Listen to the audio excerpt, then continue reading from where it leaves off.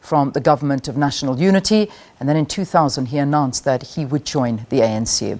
On the line we're joined by Pik Botha's son, Roelof. Roelof, a very, very good morning to you, and condolences to you on the passing of your father.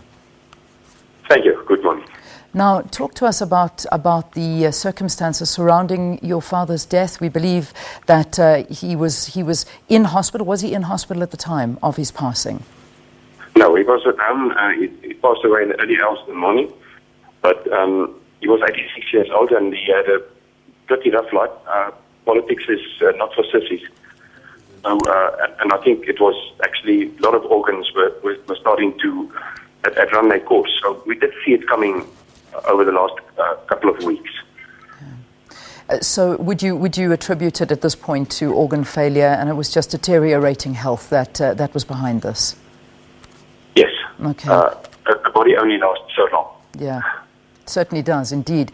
Talk to us about the final years of your dad. I suppose before he got ill, and his life at the time. Well, I think his crowning achievements were the peace in Namibia, the peace in Angola, and the role that he played in the independence of Namibia, and also in paving the way for South Africa's first democratic elections, and also in assisting in writing out our first constitution with the likes of Nelson Mandela and Roelof Botha. He was, in the latter part of his life, as concerned as most South Africans were about the growing incompetence in the public sector and the state capture and the maladministration under the previous president. And he was absolutely delighted with Roelof Botha's victory in December.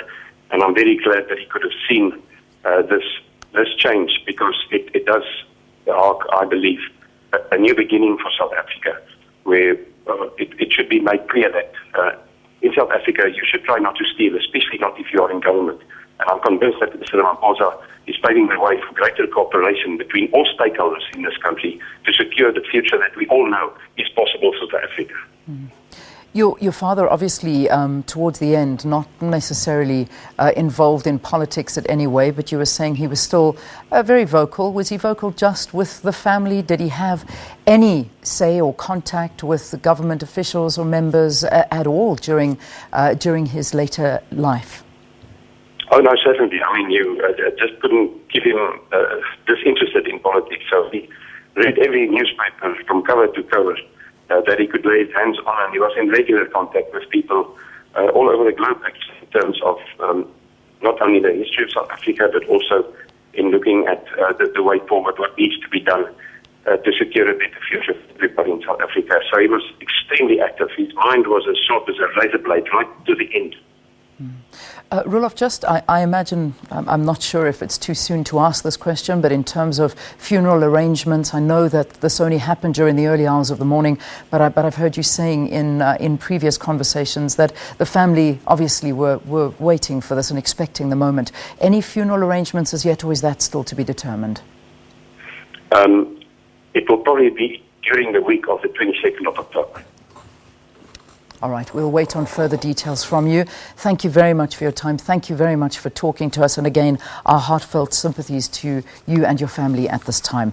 That was Roelof Botha. He is the son of former Foreign Affairs Minister of South Africa during the Apartheid government, Pik Botha, who passed away during the early hours of this morning. And that's where we end our news bulletin at 8. It is almost 8:15.